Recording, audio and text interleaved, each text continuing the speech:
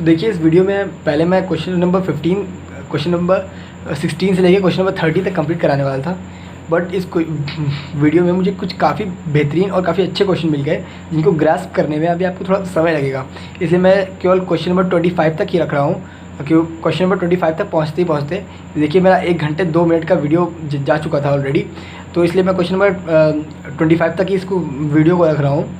लेकिन देखिए मेरी आपसे छोटी सी रिक्वेस्ट है, जो मैं पिछले वीडियो में भी कर रहा था, कि आप क्वेश्चंस को अटैम्प्ट ज़रूर करें। अगर आपसे क्वेश्चन बन रहा है तो ये तो बहुत अच्छी बात है, लेकिन आपसे क्वेश्चन नहीं बन रहा है तब भी आप उस क्वेश्चन को अटैम्प्ट ज़रूर करें, क्योंकि अगर आप एक बार अटैम्प्ट करेंगे तो आप उस चीज़ के लड़े हैं तो आप उस चीज़ को पाने के लिए पूरा सोल्यूशन अच्छे से देख पाएंगे।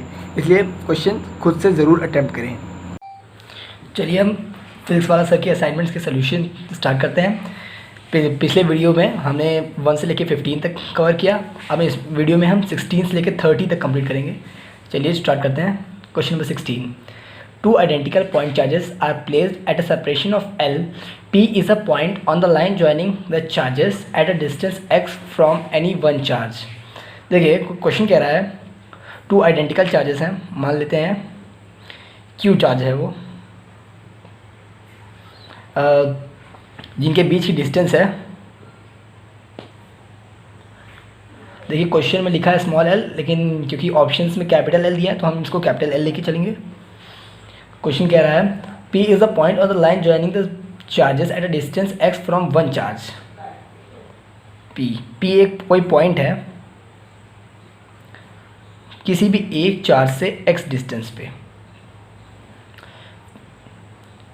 The field at P is E, जो इलेक्ट्रिक फील्ड E पे लग रही है, पॉइंट P पे लग रही है, वो है E। तो क्योंकि ये अभी इस चार्ज के ज़्यादा पास है तो इसमें इलेक्ट्रिक फील्ड कुछ इस डायरेक्शन में लगेगी, क्योंकि यहाँ पर मान लीजिए हम इलेक्ट्रिक फील्ड की जब आपने डिफिनेशन पढ़ी होगी तब उसमें हमने पढ़ा है कि हम इलेक्ट्रिक फील्ड हमेशा एक पॉजिटिव टेस्ट चार्ज पे चेक करते हैं, जिसमें एक बॉडी जिसमें पॉजिटिव चार्ज हो, हम हमेशा उसी पे इलेक्ट्रिक फील्ड चेक करते हैं। तो यहाँ पॉइंट P पे जो हमने बॉडी रखी है उसमें पॉजिटिव चार्ज है, तो उस पर इलेक्ट्रिक फील्ड कुछ इस डायरेक्शन में होगी और हमको बोला गया इलेक्ट्रिक फील्ड है E is plotted against x for values of x from close to 0 to slightly less than L। Question कह रहा है कि हमें अब इलेक्ट्रिक फील्ड देखनी है Q से हल्का सा स्लाइटली यहाँ से लेके हमें slightly less than D, slightly less than D। देखिए हमें Q से स्लाइटली आगे इसलिए चेक करना है क्योंकि जब हम इस टेस्ट चार्ज को, ये पॉजिटिव टेस्ट चार्ज जो है, जब हम इसको इस यहाँ पर रखेंगे तो डिस्टेंस हो जाएगी हमारी, जो R हो जाएगा वो हो जाएगा 0, और R जब हो जाएगा 0 तो आपको इलेक्ट्रिक फील्ड का फॉर्मूला पता है KQ/R²।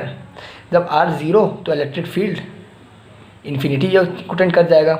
तो हम स्लाइटली क्लोज टू 0 और slightly less than D check करेंगे, क्योंकि यहाँ पर भी जब इस Q की वजह से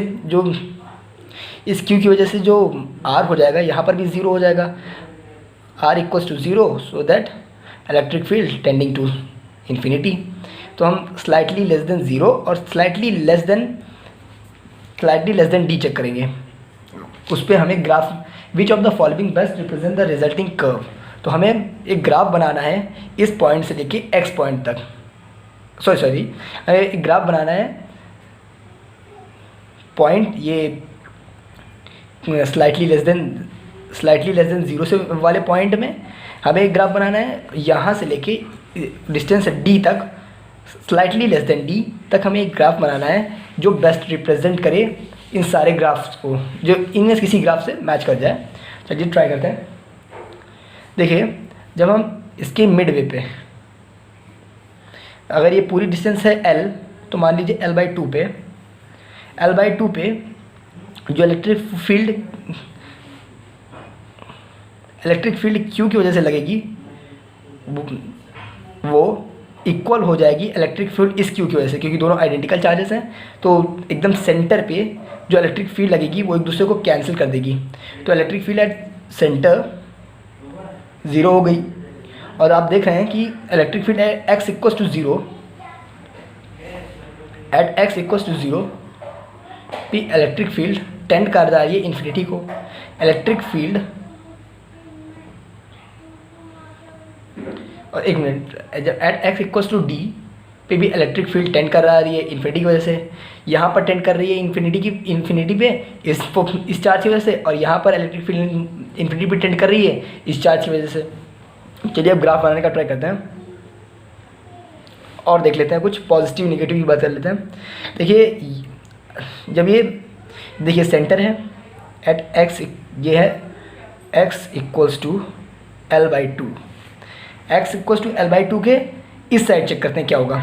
जब हम x इक्वल्स टू L/2 की इस साइड चेक करेंगे तो जो इलेक्ट्रिक फील्ड उस टाइम, नेट इलेक्ट्रिक फील्ड जो क्रिएट होगी वो कुछ इस डायरेक्शन में होगी, क्योंकि इस क्यू से जो डिस्टेंस हो जाएगी पॉजिटिव चार्ज की वो थोड़ी बढ़ जाएगी, और इस क्यू से जो डिस्टेंस होगी वो थोड़ी कम हो जाएगी, जिसकी वजह से इलेक्ट्रिक फील्ड बढ़ जाएगी। तो नेट इलेक्ट्रिक फील्ड कुछ इस डायरेक्शन में आएगी, नेट इलेक्ट्रिक फील्ड इस डायरेक्शन में आएगी। ये देखिए पॉजिटिव डायरेक्शन, इलेक्ट्रिक फील्ड यहाँ पर पॉजिटिव है। और जब हम L/2 के इस साइड चेक करेंगे तो जो इलेक्ट्रिक फील्ड आएगी वो कुछ इस डायरेक्शन में आएगी, जो कि नेट इलेक्ट्रिक फील्ड की बात कर रहे हैं। हम यहाँ पर नेट लिख देते हैं। नेट इलेक्ट्रिक फील्ड इस यहाँ पर निगेटिव आएगी, जो कि इस क्यू की वजह से आएगी। चलिए अब ग्राफ ड्रॉ करने का ट्राई करते हैं।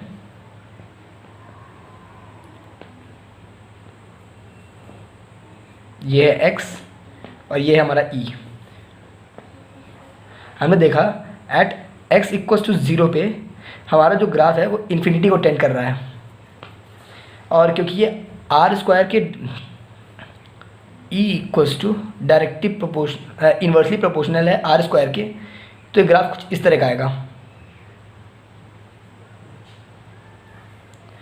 इस तरह का आएगा। और ये कुछ इन्फिनिटी को टेंड करता हुआ दिखाई देगा। कुछ रेक्टेंगुलर हाइपरबोला का ग्राफ है, देखिए 1/r² के प्रोपोर्शनल है, इसलिए कुछ ऐसा ग्राफ आ रहा है। और यहाँ पर ये इलेक्ट्रिक फील्ड होगी, जैसे कि हमने देखा जब हम इस चार्ज की तरफ जाएंगे तो इलेक्ट्रिक फील्ड होगा वो पॉजिटिव होगा, और जब हम इस चार्ज की तरफ जाएंगे तब इलेक्ट्रिक फील्ड नेगेटिव होगा। तो देखिए ये जो इलेक्ट्रिक फील्ड है पॉजिटिव है, तो इधर की जो आएगी वो भी at x equals to D, ये मान लीजिए ये है x इक्वल्स टू डी।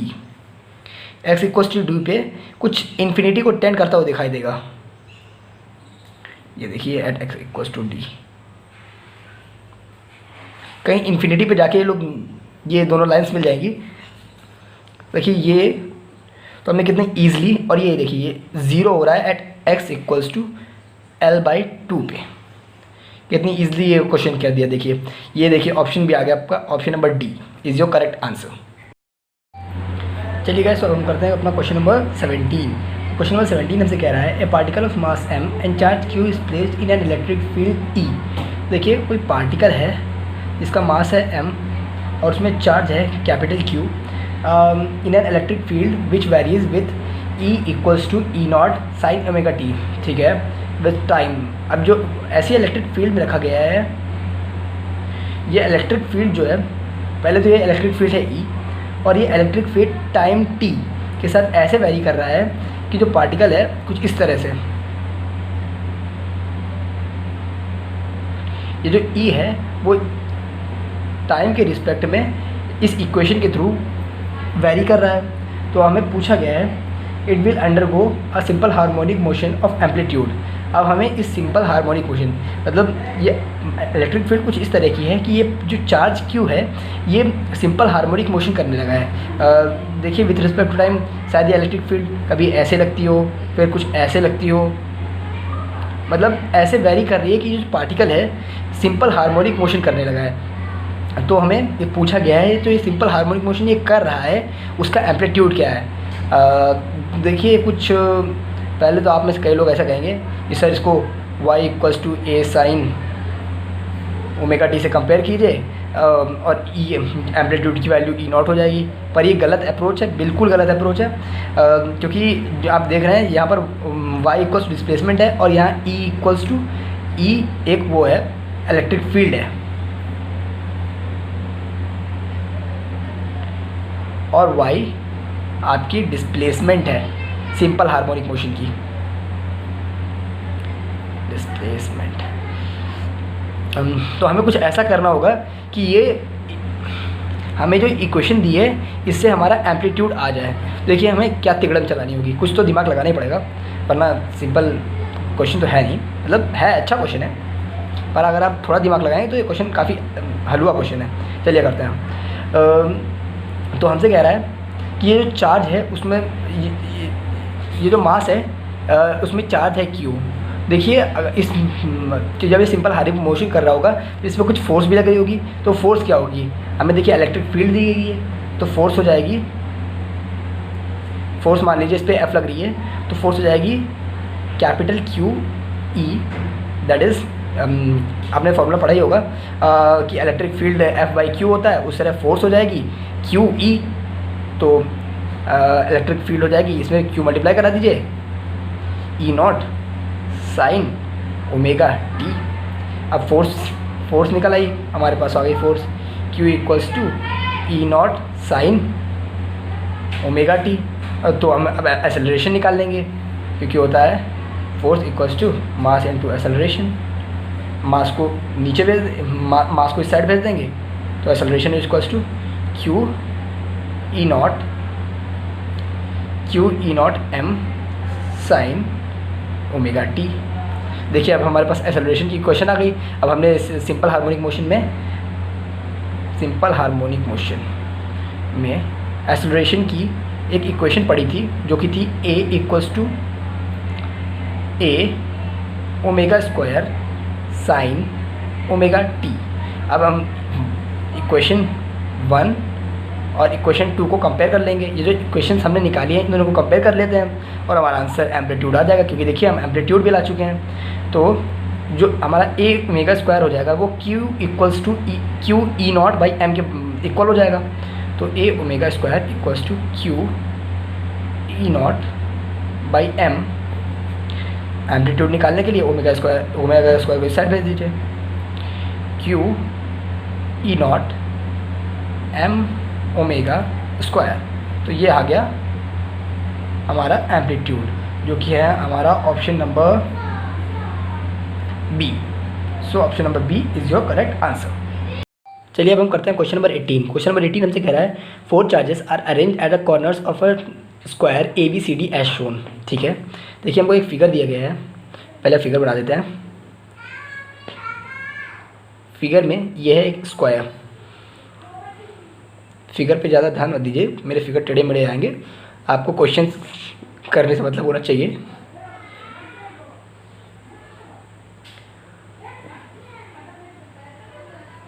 देखिए यह हमें एक फिगर दे रखा है, एक square A B C D. अब हमें पूछा है the force on positive charge kept at the centre of a square. हमने इस स्क्वायर के सेंटर में एक पॉजिटिव चार्ज रख दिया है, एक पॉजिटिव चार्ज है। तो हमें बताना है कि इस पर फोर्स लगेगी वो क्या किस डायरेक्शन में लगेगी, क्योंकि हम ऑप्शन देख के बता सकते हैं फोर्स जो लगेगी इस पॉजिटिव चार्ज पे वो क्या होगी, ये बताना है। चलिए देखते हैं क्या होगी। देखिए क्योंकि ये पॉजिटिव चार्ज है, पहले बी से स्टार्ट करते हैं, नहीं ए से स्टार्ट करते हैं। ये है एक नेगेटिव चार्ज, ए पे एक नेगेटिव चार्ज रखा हुआ है और ये एक पॉजिटिव चार्ज। तो इन दोनों के बीच में आएगी अट्रैक्शन की फोर्स, सो दैट फोर्स आएगी कुछ इस डायरेक्शन में, due to F due to -2q। ठीक है, और इस -q की वजह से बी अट्रैक्शन की फोर्स ड्यू टू -q। अब इन दोनों की वजह से जो नेट फोर्स आएगी वो कुछ इस डायरेक्शन में होगी, क्योंकि इसका मैग्नीट्यूड ज़्यादा बड़ा है तो ये फोर्स ज़्यादा बड़ी आएगी, तो इसका इसकी नेट फोर्स इन दोनों की कुछ इस डायरेक्शन में आएगी।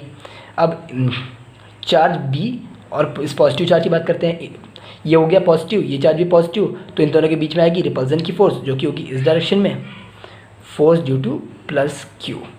अब देखिए ये भी पॉजिटिव चार्ज, अब डी की बात कर लेते हैं, ये भी पॉजिटिव चार्ज हो गया और ये भी पॉजिटिव चार्ज हो गया, तो इन दोनों के बीच में भी आएगी रिपल्जन की फोर्स जो कि होगी इस डायरेक्शन में, force due two plus 2q। देखिए क्योंकि इस फोर्स में इसका मैग्नीट्यूड ज़्यादा बड़ा है, तो जो नेट इलेक्ट्रिक फोर्स आएगी वो कुछ इस डायरेक्शन में आएगी, तो फोर्स हमारी कुछ इस डायरेक्शन में आ गई। ये हो गया F1, ये हो गया F2। तो अब देखिए हमारी जो नेट फोर्स आ रही है वो कुछ इस तरह आ रही है, फोर्स नेट, और ये फोर्स जो हमारी नेट आ रही है वो कुछ ए बी की डायरेक्शन में आ रही है। तो हम अब ऑप्शन देख लेते हैं। ऑप्शन ए कह रहा है ज़ीरो, ज़ीरो तो नहीं आ रही, कुछ तो इलेक्ट्रिक फील्ड है। Along diagonal AC, diagonal AC ना, ये भी गलत। अलॉन्ग डायगनल BD, डायगनल के अलॉन्ग तो आ ही नहीं रही। परपेंडिकुलर टू साइड AB, हाँ ये ट्रू करेक्ट, तो सोचते option number D is correct, क्योंकि आप देख सकते हैं ये AB की डायरेक्शन में आ रही है जो नेट इलेक्ट्रिक फोर्स है हमारी। तो आपके लिए एक छोटा सा होमवर्क क्वेश्चन है। आपका होमवर्क ये है कि हमने इस फोर्स नेट किस डायरेक्शन में है, हमने आपको ये बताया। अब आपको हमें ये बताना है कि इस फोर्स का मैग्नीट्यूड क्या है। इसका आंसर आप कमेंट करें कि what is the magnitude of that force. चलिए गाइस हम करते हैं क्वेश्चन नंबर 19। क्वेश्चन नंबर 19 हमसे कह रहा है two free positive charges 4q and q are at a distance l apart. ठीक है, तो क्वेश्चन हमसे कह रहा है दो चार्जेस हैं, एक है 4q और एक है q। अब इन दोनों के बीच की जो डिस्टेंस है वो हमको दी गई है l, स्मॉल l। तो अब क्वेश्चन आगे हमसे कह रहा है what charge capital Q is needed to achieve equilibrium for the entire system and where should it be placed from charge Q। ठीक है, हमको एक थर्ड चार्ज दिया गया है दैट इज़ कैपिटल Q। हमसे बोल रहा है कि हम इस थर्ड चार्ज को इस पूरे सिस्टम में कहाँ पर रखें कि पूरे सिस्टम पर लगने वाली जो नेट फोर्स हो जाए वो ज़ीरो हो जाए। देखिए हम सबसे पहले हम कोई भी चार्ज अगर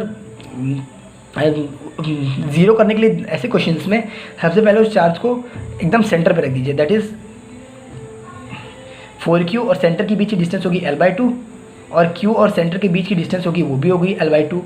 देखिए अगर हम इसको जब यहाँ पर रखेंगे सेंटर पे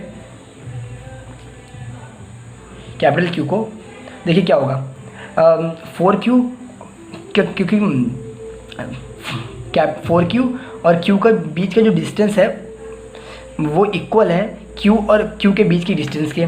तो लेकिन जो 4q का मैग्नीट्यूड है वो ज़्यादा है, इसलिए जो नेट इलेक्ट्रिक फोर्स आएगी, जो नेट फोर्स आएगी वो कुछ इस डायरेक्शन में आएगी। अगर हम इस कैपिटल Q को सेंटर में रखेंगे, अगर हम इसको इस साइड शिफ्ट करेंगे, देखिए पहले ही इन दोनों के बीच की जो फोर्स थी वो इन दोनों के बीच की जो फोर्स है उससे ज़्यादा आ रही थी। अगर हम इसको इस साइड शिफ्ट कर देंगे तो क्योंकि डिस्टेंस इन दोनों के बीच की रिड्यूस हो जाएगी तो इन दोनों के बीच की जो फोर्स होगी वो बढ़ जाएगी।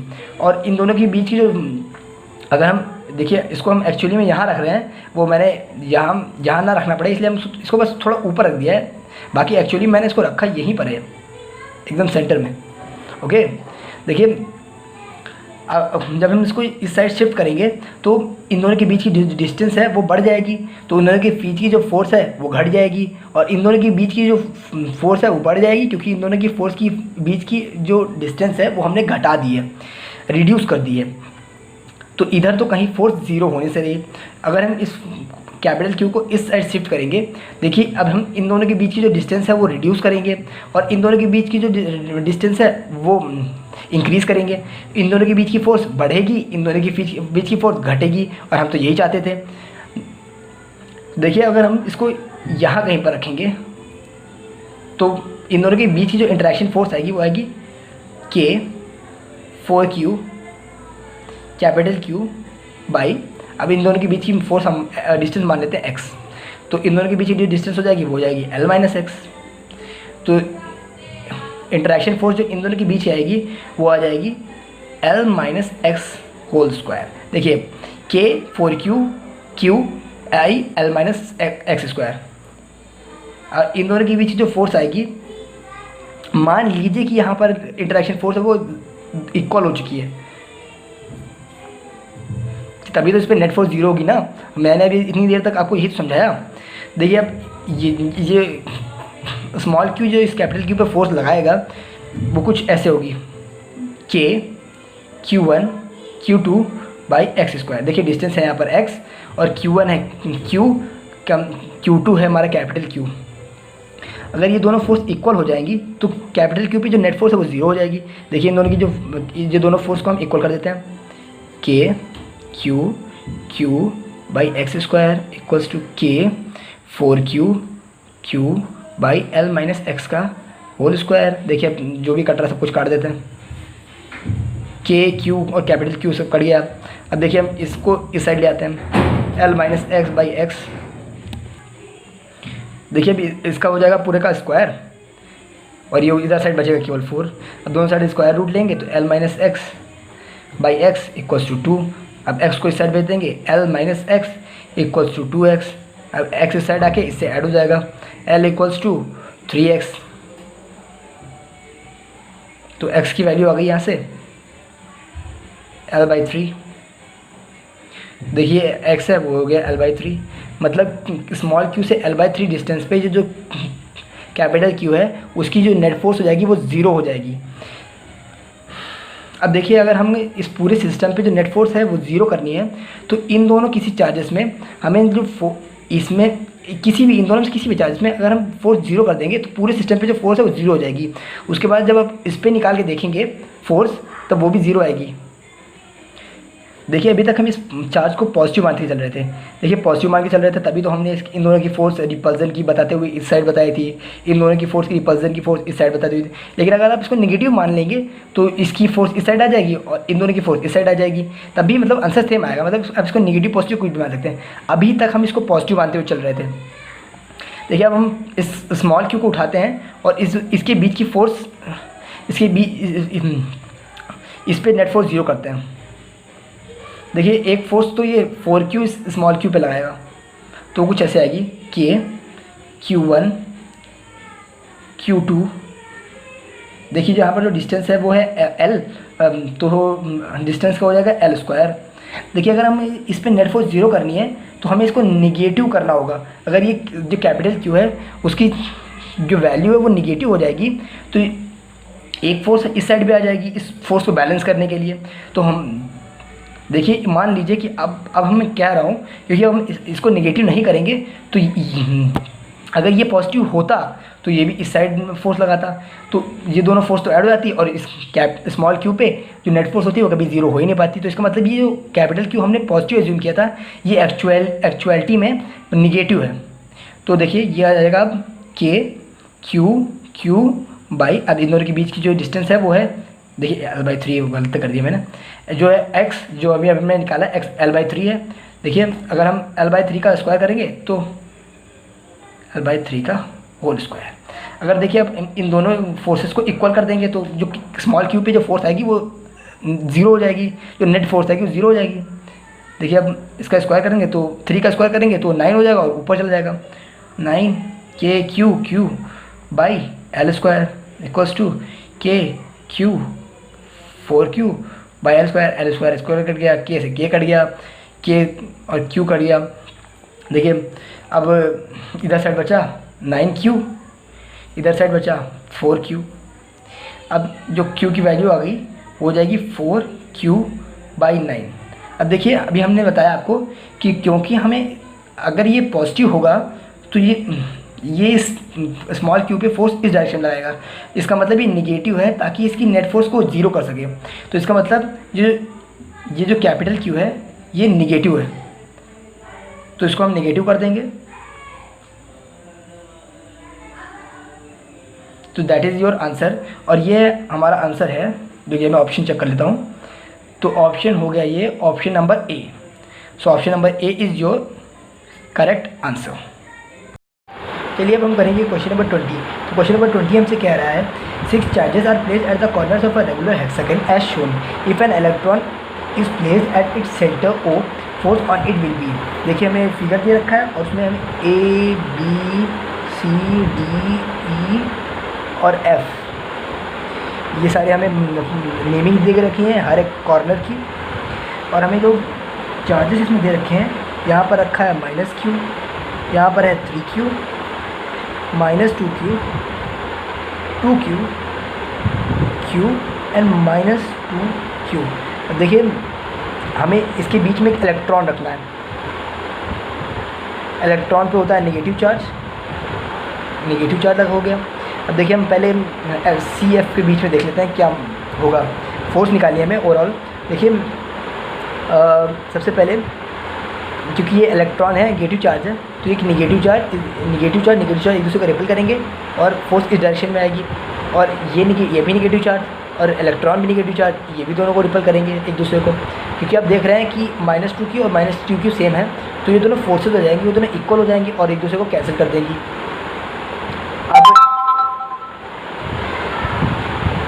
अब हम देखेंगे फोर्स 3q और q के बीच में। अब ये देखिए ये पॉजिटिव और ये नेगेटिव है क्योंकि ये इलेक्ट्रॉन है, तो ये दोनों के बीच में आएगी अट्रैक्शन फोर्स।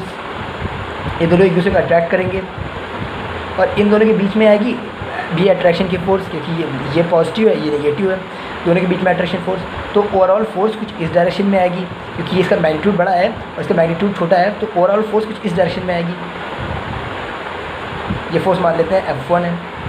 अब हम मान लेते हैं कि ये भी नेगेटिव चार्ज, ये भी नेगेटिव चार्ज, इन दोनों के बीच में जो फोर्स आएगी वो आएगी रिपल्सन की फोर्स।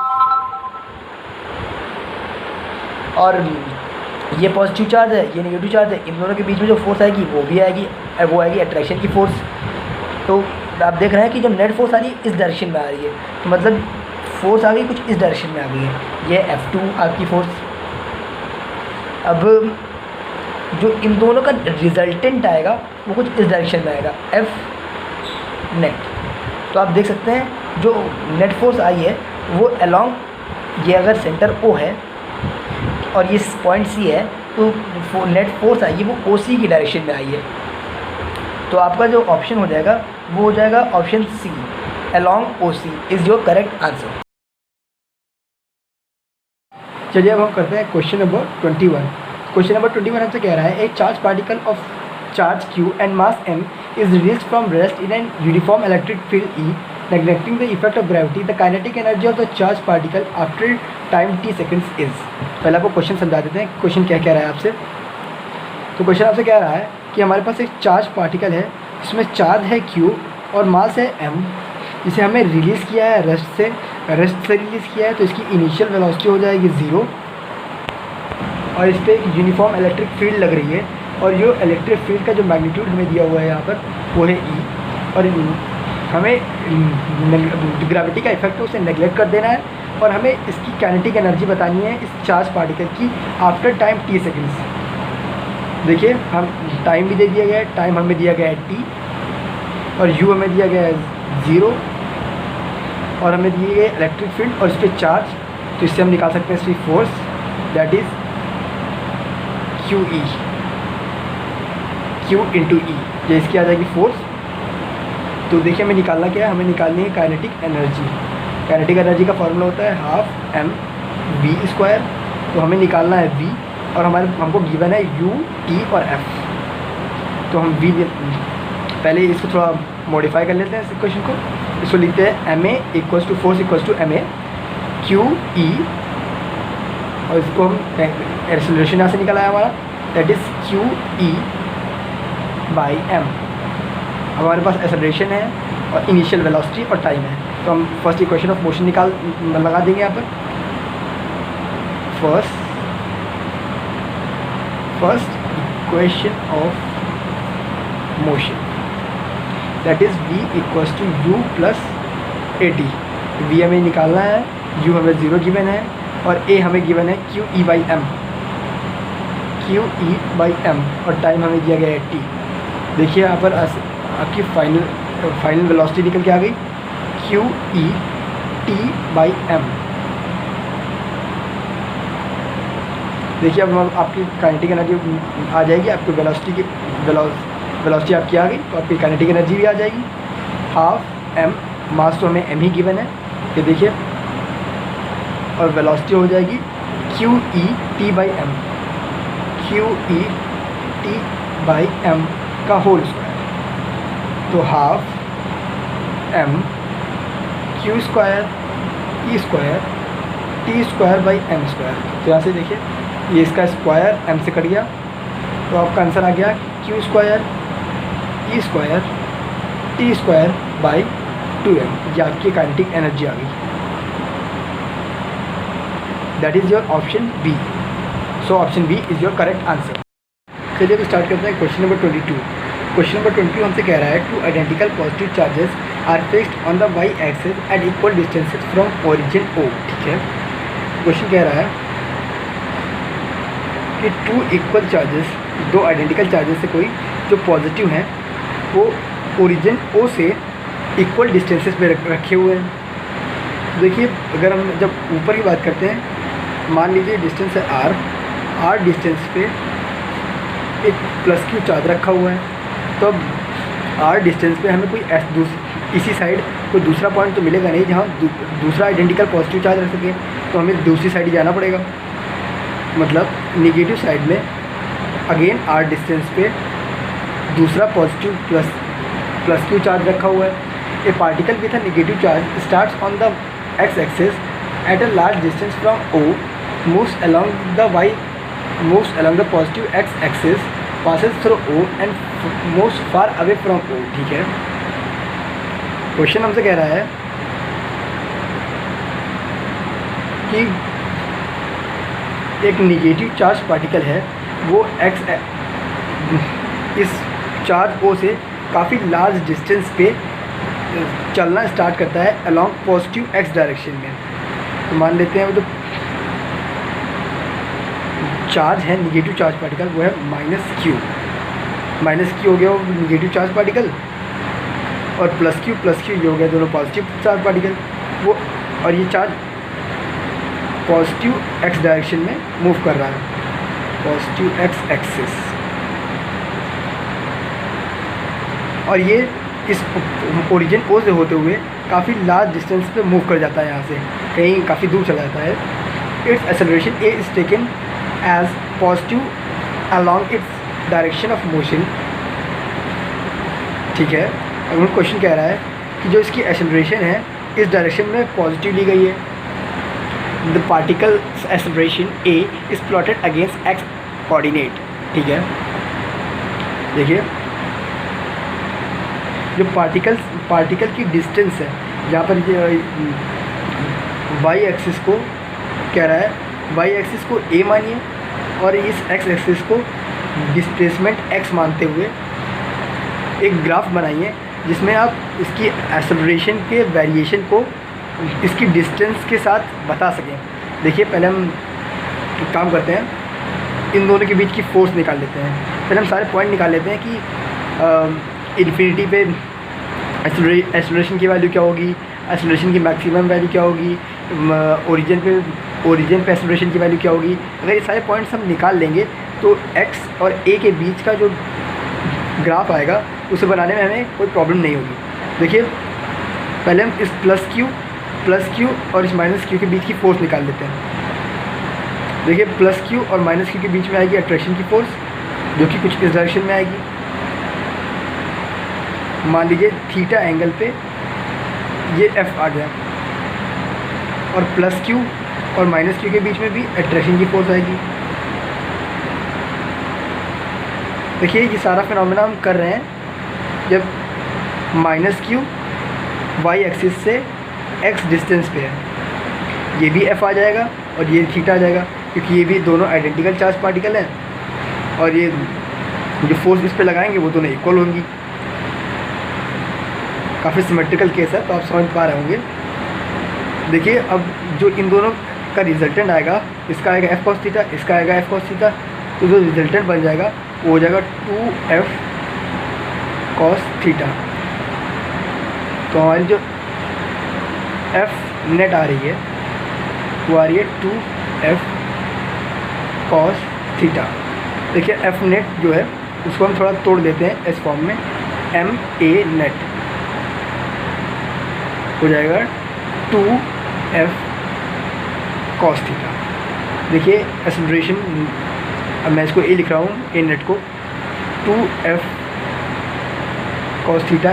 मास को हम इस साइड ले आएंगे, मास अब देखिए फोर्स, हमें इस माइनस क्यू और इस क्यू के बीच की फोर्स निकालनी होगी। देखिए फोर्स जो होगी इनके बीच की हो जाएगी के क्यू क्यू, और देखिए अगर इसको हम, ये है एक्स और ये है आर, तो जो डिस्टेंस हो जाएगी दोनों के बीच की हो जाएगी under root of X square plus R square, X square plus R square. इन दोनों के बीच की डिस्टेंस भी हो जाएगी X square plus R square, इसका हो जाएगा स्क्वायर।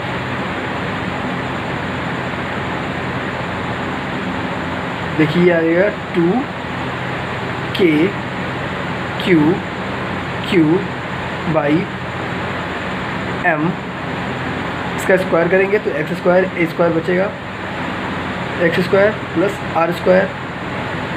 देखिए कॉस थीटा कैसे निकालेंगे, कॉस थीटा आप देख सकते होंगे ऐसे कि बेस हमारा x और हाइपोटेनस है under root of X square plus R square, तो हमारा कॉस थीटा हो जाएगा x by under root of X square plus R square into under root of X square plus R square. अब इसको solve कर लेंगे, के 2k क्यू एक्स, ये हो जाएगा m under root of X square plus R square. इन दोनों को जब आप सॉल्व करेंगे तो आ जाएगा कुछ 3/2। ये आ गया आपके एक्सेलरेशन। अब देखिए, अब हम x इक्वल्स टू इन्फिनिटी की बात करते हैं। जब ये x इक्वल्स टू इन्फिनिटी होगा तो आप देख सकते होंगे, जब x इक्वल्स टू इन्फिनिटी की बात करेंगे तो r काफ़ी छोटा हो जाएगा, और जब डिस्टेंस बहुत ज़्यादा बढ़ जाएगा तो r एकदम नेगलेक्ट कर सकते हैं हम इसको। मतलब जब x is much greater than r, so that r equals to 0, तो हमारा फॉर्मूला कुछ इस तरह आ जाएगा, a equals to 2k Q X by m x। देखिए स्क्वायर कट जाएगा और क्यूब बचेगा, क्यूब एक स्क्वायर कट गया, इसका आंसर आ गया 2k Q by m x square. अब हम जब इन्फिनिटी रख देंगे, that is x equals to infinity, so that देख सकते हैं आगे आप, जब हम x इक्वल्स टू इन्फिनिटी रखेंगे, जब x इन्फिनिटी को टेंड कर रहा होगा तो a इक्वल्स टू 0 हो जाएगा। आप देख सकते होंगे इस इक्वेशन से। और x इक्वल्स टू 0 की बात कर सकते हैं आप, जब आप x की वैल्यू 0 रखेंगे तो a भी 0 हो जाएगा, so that x equals to 0 पे a इक्वल्स टू 0 हो जाएगा। अब देखिए हम a की मैक्सिमम वैल्यू की बात कर लेते हैं। देखिए a जो है k तो ग्रेविटेशनल कांस्टेंट है और q भी कांस्टेंट ही है, क्योंकि जब हम इस कैपिटल Q को मूव कर रहे हैं तब ये चार्ज Q थोड़ी नहीं चेंज हो रहा है, तो Q भी कांस्टेंट, ये वाला Q भी कांस्टेंट, मास तो है ही कांस्टेंट, और सॉरी यहाँ पर बात करते हैं Q कांस्टेंट हो गया, मास भी कांस्टेंट हो गया, x पे डिपेंड कर रहा है, a बिल्कुल डिपेंड कर रहा है, r पे नहीं डिपेंड कर रहा है, क्योंकि जो बीच की डिस्टेंस है ओरिजिन और स्मॉल q की बीच की डिस्टेंस है वो थोड़ी नहीं चेंज हो रही है। तो a जो है हमारा x पे डिपेंड कर रहा है और हमें a की मैक्सिमम वैल्यू की ज़रूरत है। तो मैंने आपको पहले ही बताया, जब y x पे डिपेंड कर रहा हो और हमें y की मैक्सिमम वैल्यू चाहिए हो, तो हम dy/dx इक्वल्स टू 0 कर देते हैं। तो यहाँ पर हम dA/dx 0 कर देंगे। और अब हमें dA/dx इक्वल्स टू 0 करना है, और a हम पहले ही निकाल चुके हैं, तो a की वैल्यू हम डायरेक्टली यहाँ पर रख देंगे 2k Q X by m X square plus R square 3/2। Brackets का आप ध्यान रखें, मैं यहाँ पर आपको समझाने के लिए कोई भी ब्रैकेट नहीं ले रहा हूँ, बिग ब्रैकेट स्मॉल ब्रैकेट जो भी आपको लगे। वैसे तो आपको क्वेश्चन सॉल्व करने से मतलब होना चाहिए। df/dx equals to 0। देखिए 2k/q कांस्टेंट हो गए, तो ये तो डिफ्रेंशिएशन से बाहर आ जाएंगे। तो 2k/q आपका डिफ्रेंशिएशन के अंदर बचेगा dx/, देखिए m भी कांस्टेंट है, m को ही बाहर ले लेते हैं, x² plus r² 3/2 by dx equals to 0। देखिए अब आगे इतना पार्ट तो इस साइड जाके 0 हो जाएगा, इतना पार्ट बचेगा। इतने पार्ट को डिफ्रेंशिएट करने के लिए आपको थोड़ा 11th का मटेरियल याद दिला देते हैं। देखिए आपको ये तो याद ही होगा, यूवी मेथड, दैट u/v का हम डिफ्रेंशिएट करते हैं जब v के डिफ्रेंशिएशन में, v के रिस्पेक्ट में, तो आंसर आता था कुछ। देखिए पहले नीचे का स्क्वायर कर दीजिए, जो डिनोमिनेटर है उसका स्क्वायर कर दीजिए, v²। अब डिनोमिनेटर को बाहर रख लीजिए, दैट इज़ v, और न्यूमरेटर का डिफ्रेंशिएशन कर दीजिए du/dv, माइनस लगाएं। फिर उसके बाद अब हमने न्यूमरेटर का डिफ्रेंशिएशन कर दिया, अब डिनोमिनेटर का डिफ्रेंशिएशन कर दीजिए, दैट इज़ dv/dv। तो अब इस फॉर्मूले को यहाँ पर अप्लाई करते हैं। इतना पार्ट तो हमने 0 कर दिया उस साइड भेज के, ये हो गया। पहले नीचे का पार्ट का स्क्वायर कर दीजिए। इस पार्ट का अगर हम स्क्वायर करेंगे तो देखिए इस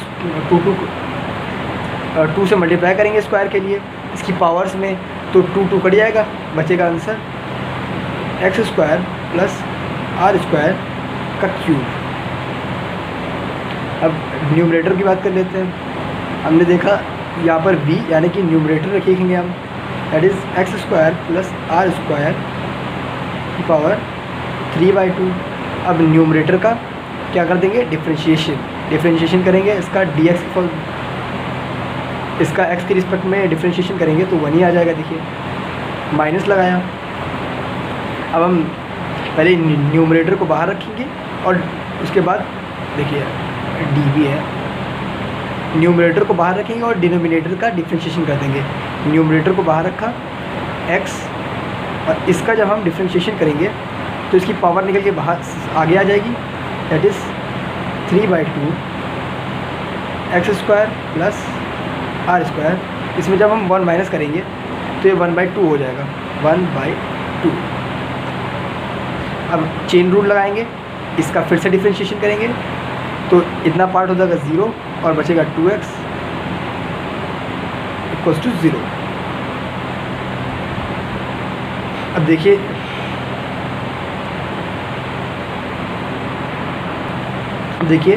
ये जो 2 है, इस 2 से पहले काट दीजिए और इतना पार्ट उधर भेज के 0 कर दीजिए, तो हमारे पास बचेगा x² प्लस r² की power 3/2 minus 3x x² plus r² 1/2 equals to 0। देखिए अब इन दोनों में आपको कुछ कॉमन दिख रहा है, तो आप इन दोनों से कॉमन ले सकते हैं। x² प्लस r² की पावर 1/2 कॉमन हो गया, तो अब इतने पार्ट में बचेगा x² प्लस r² माइनस, अब इतने पार्ट में क्या बचेगा, इतना तो हमने कॉमन ले लिया, बचेगा कितना 3x। कुछ गड़बड़ कर दिया लगता है हमने, हाँ ये देखिए गलती मिल गई। देखिए यहाँ पर भी x है, यहाँ पर भी x है, तो यहाँ आ जाएगा x², तो यहाँ पर बचेगा 3x² इक्वल्स टू 0। अब इन दोनों से कोई एक क्वांटिटी 0 होगी तभी तो इसका, तभी ये 0 के इक्वल है। देखिए ये क्वांटिटी 0 नहीं हो सकती क्योंकि रेडियस क्या है, ओरिजिन और प्लस क्यू के बीच की डिस्टेंस। अब हमें क्वेश्चन में दिया गया है प्लस क्यू और ओरिजिन के बीच में कुछ तो डिस्टेंस है, तो मतलब r की वैल्यू तो 0 नहीं हो सकती, क्योंकि अगर ये पूरी टर्म 0 होगी तो x भी 0 होना चाहिए और r भी 0 होना चाहिए, तो r तो 0 है नहीं, तो इसका मतलब यही टर्म 0 है हमारी, मतलब x² plus r² minus 3x² equals to 0। इतना आ गया। अब देखिए इसको सॉल्व कर लीजिए, ये दोनों सॉल्व होके आर स्क्वायर इक्वल्स टू ये हो जाएगा 2x² माइनस 2x, इधर आके आ जाएगा 2x²। देखिए अब x की वैल्यू क्या आ जाएगी यहाँ से, प्लस माइनस r/2। ये आ गया हमारा आंसर, मतलब x की मैक्सिमम और मैक्सिमम वैल्यूज़। चलिए अब हमारे पास x की वैल्यूज़ आ गई हैं। हाँ x की, देखिए अब हमारे पास x की वो वैल्यू आ गई है जहाँ पर एक्सेलरेशन मैक्सिमम है। अब देखिए हमारे पास पहले भी हमने कुछ वैल्यूज निकाली थी, that is x equals to infinity पे a इक्वल्स टू 0 आ रहा था, x इक्वल्स टू 0 पे a इक्वल्स टू 0 आ रहा था। अब हम इन तीनों वैल्यूज़ का इस्तेमाल करके इसका ग्राफ बनाएंगे।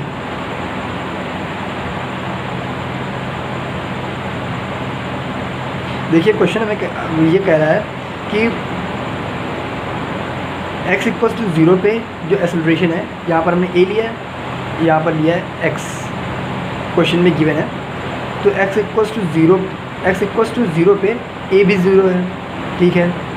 अब हमें क्वेश्चन कह रहा है कि x की जो मैक्सिमम वैल्यू है, a की जो मैक्सिमम वैल्यू है वो x इक्वल्स टू r√r/√2 पे है। देखिए क्योंकि एक्सेलरेशन पॉजिटिव कब होगा, जब उस पर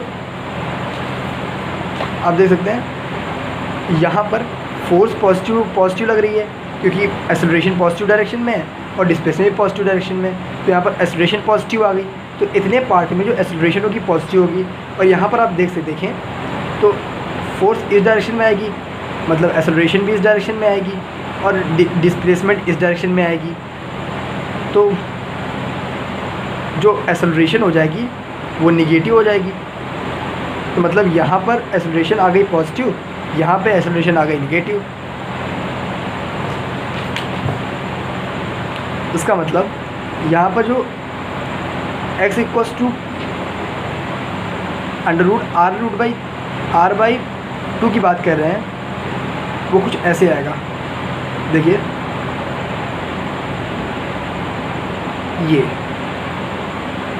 ये maximum value that is √r/2। अब आप देख सकते हैं x इक्वल्स टू इन्फिनिटी पे भी a इक्वल्स टू 0 हो गया है, ये इन्फिनिटी। अब यहाँ पर उसकी नेगेटिव वैल्यू आ जाएगी, देखिए अब पर आ गया, लेकिन ये x एक्सिस में है तो आएगा निगेटिव ही। बट एक्सेलरेशन की जो इसमें वैल्यू आ रही है वो पॉजिटिव होगी। इसमें ऐसा सेम ग्राफ इस साइड भी बनेगा। देखिए कुछ x एक्सिस के पैरेलल होता जाएगा और ये देखिए आ जाएगा पॉजिटिव √r/√2। और ये देखिए कहीं इन्फिनिटी पे जाके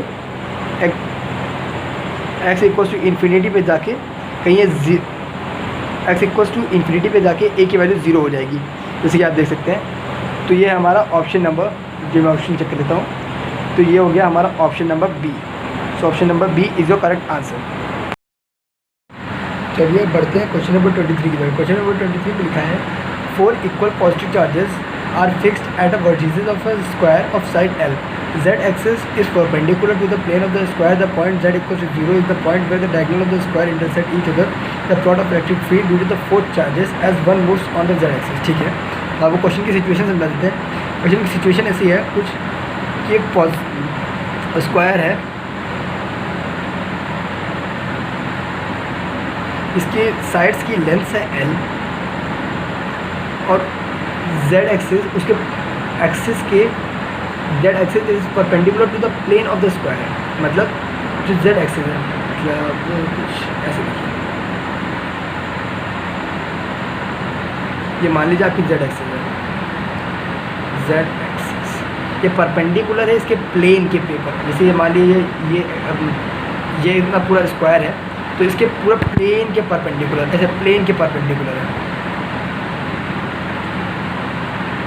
अब हम ऐसा जूम करते हैं, मतलब लेट कर लेते हैं कि ओरिजिन से लेके इसके कॉर्नर्स की जो डिस्टेंस है वो है एल, सॉरी ए, ये भी ए, ये भी ए एंड ये भी ए।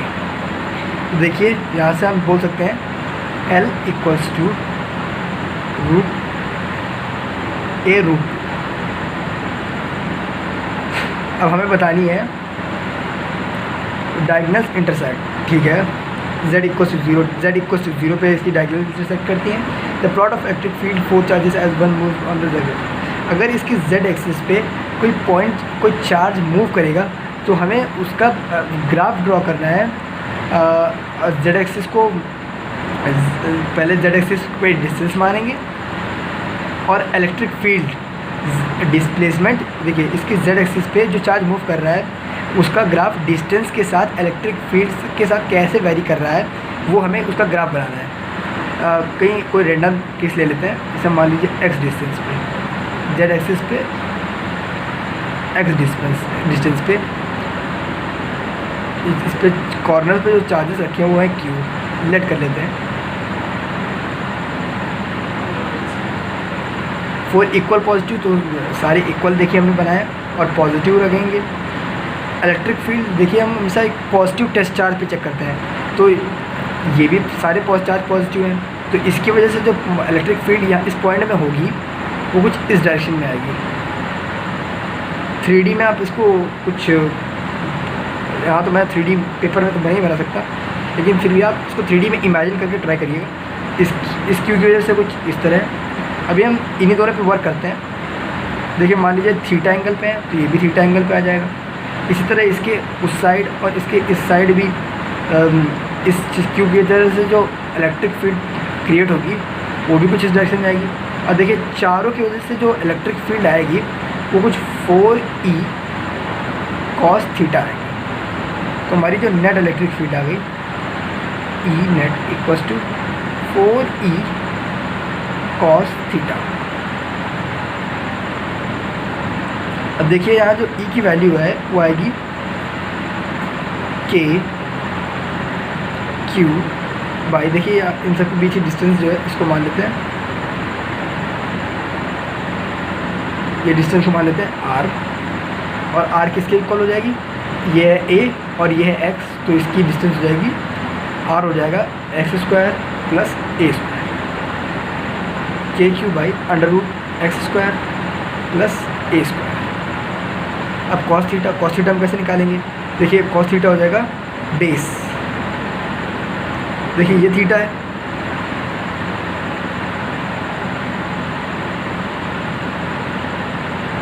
ये भी थीटा हो जाएगा,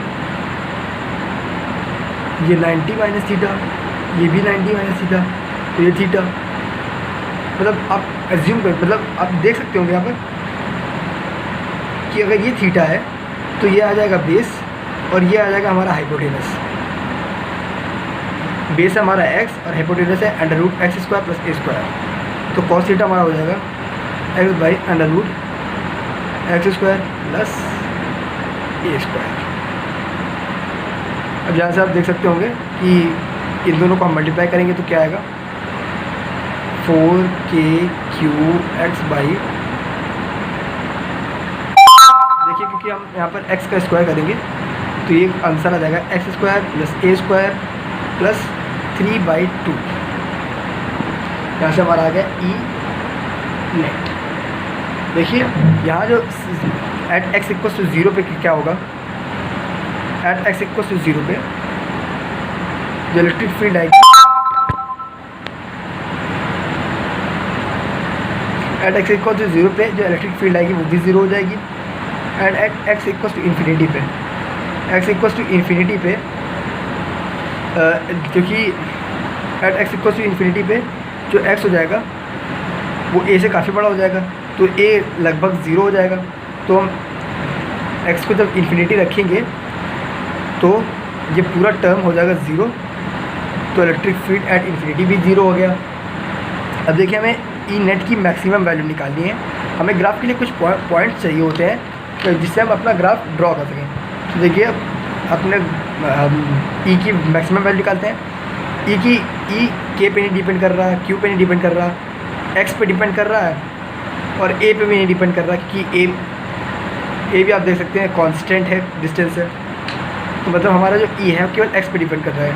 मतलब तो हमें ई की अगर मैक्सिमम वैल्यू चाहिए तो D E by D X equals to 0। देखिए अभी हमने सिमिलर ऐसा एक डिफ्रेंशिएशन पीछे किया है, तो मैं इसका डायरेक्ट आंसर लिखे दे रहा हूँ। ई मैक्स क्या आएगा, ई मैक्स कुछ आएगा, और जब हम इसका डिफ्रेंशिएशन करेंगे तो हमारा ई मैक्स आ जाएगा एक्स बाई √2 प्लस माइनस, एक मिनट तो मैं इसको अच्छे से देख लूँ। यहाँ पर ए एक्स सॉरी ये आ जाएगा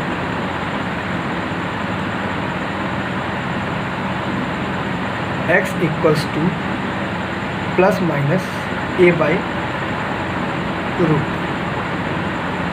ये आ जाएगा हमारा आंसर। और हम भी अभी हमने ऊपर निकाला था that L equals to A √2, so that A हो गया L by √2, so that X equals to plus minus, और जब ए की ये वैल्यू यहाँ पर पुट करेंगे तो आ जाएगा एल बाई 2। ये आ गई हमें, ये एक्स की वो वैल्यू है जहाँ पर इलेक्ट्रिक फील्ड मैक्सिमम है। देखिए अब हम काफ़ी इजीली इसका ग्राफ ड्रॉ कर सकते हैं।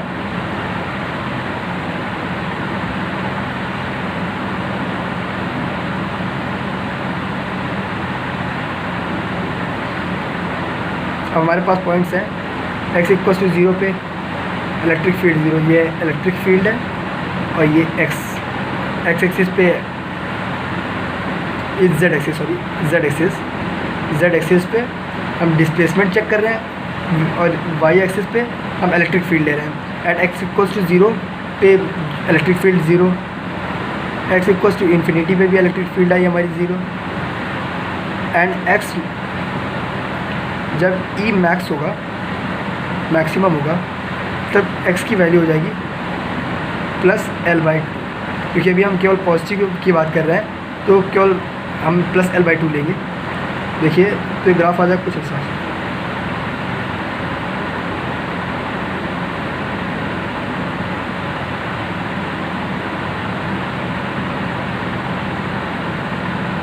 ये देखिए लाइन कुछ पैरेलल हो जाएंगी और कहीं इन्फिनिटी पे z इक्वल टू इन्फिनिटी पे कहीं जाके मिल जाएंगी। और ये देखिए ये मैक्सिमम पॉइंट क्या है हमारा, ये हमारा l बाई 2, और ये हमारा x इक्वल टू 0। तो देखिए ये हमारा ग्राफ आ गया, और ये हमारा ऑप्शन है, option number D. So option number D is your correct answer. चलिए अब हम करते हैं क्वेश्चन नंबर 24।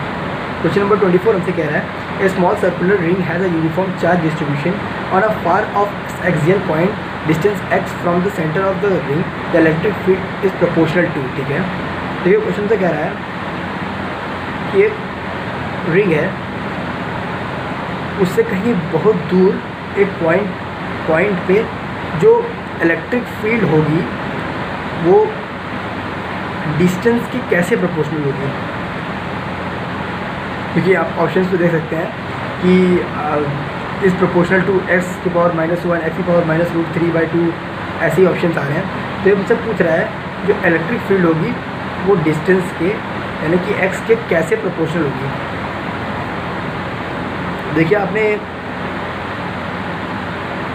ये तो पढ़ा ही होगा जनरल केस में, जब एक्स डिस्टेंस की बात करें, तो मान लीजिए ये इसकी ये है, इसकी रेडियस है r और इस पर चार्ज है q, तो कहीं x डिस्टेंस पे जो इलेक्ट्रिक फील्ड लगती है एक रिंग में वो होती है k q x by r² plus x² by √3/2। देखिए जब कहीं दूर बहुत ही फार पे पॉइंट में x की जो वैल्यू हो जाएगी वो r से काफ़ी बड़ी हो जाएगी, तो r 0 को टेंड कर जाएगा, तो इलेक्ट्रिक फील्ड हो जाएगी k q x और r को 0 करेंगे, तो देखिए स्क्वायर कट जाएगा तो x³ आ जाएगा, एक x से एक x कट जाएगा, k q बाई x²। देखिए इलेक्ट्रिक फील्ड जो है प्रोपोर्शनल हो रहा है एक्स की पावर -2k, तो एक्स की पावर -2k प्रोपोर्शनल हो रहा है, तो ये ऑप्शन हो गया हमारा ऑप्शन नंबर सी। तो option number C is your correct answer. चलिए अब हम करते हैं क्वेश्चन नंबर 25।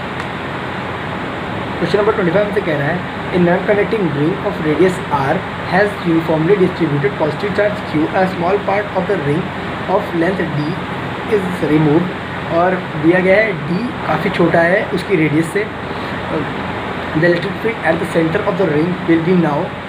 ठीक है, तो हमें कह रहा है पहले क्वेश्चन कि एक रिंग है जिसका रेडियस है r, उससे हमने काफ़ी छोटा सा, मतलब मान लीजिए dq चार्ज रिमूव कर दिया है, और इसकी जो लेंथ है डी लेंथ से हमने dq चार्ज, बहुत छोटा सा चार्ज रिमूव किया है, मान लेते हैं वो चार्ज dq है। तो हमसे पूछ रहा है कि इलेक्ट्रिक फील्ड अब सेंटर पे, अब इस dq चार्ज के हटाने से इलेक्ट्रिक फील्ड सेंटर पे कैसे लगेगी, तो देखिए देखते हैं।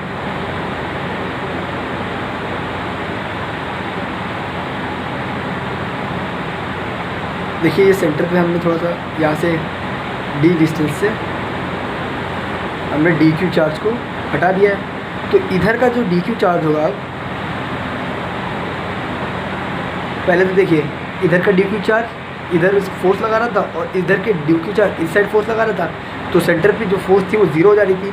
लेकिन अब इधर का जो dq चार्ज होगा इस डायरेक्शन में इलेक्ट्रिक फील्ड अब तो कुछ इमिट करेगा, तो इससे हम देख सकते हैं डायरेक्टेड टूवर्ड्स द गैप।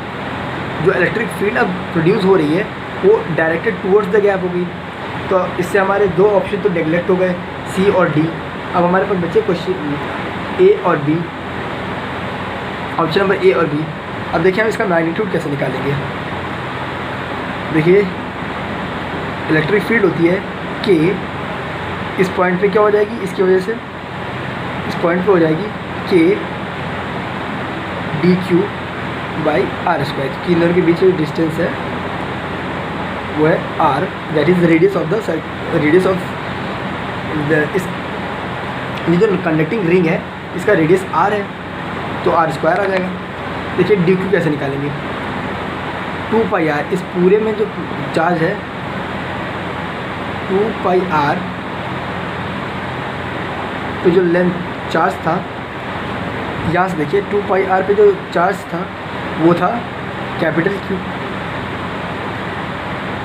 अब डी क्यू चार्ज पे डी लेंथ पे, सॉरी ये डी लेंथ है, डी लेंथ पे जो चार्ज होगा वो हो जाएगा Q by 2 pi r D.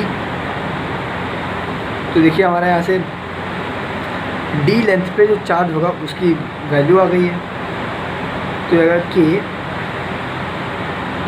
Q 2 pi r d by r square.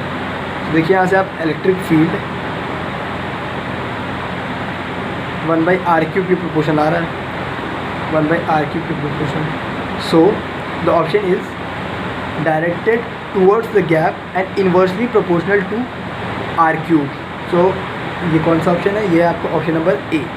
तो option number A is your correct answer.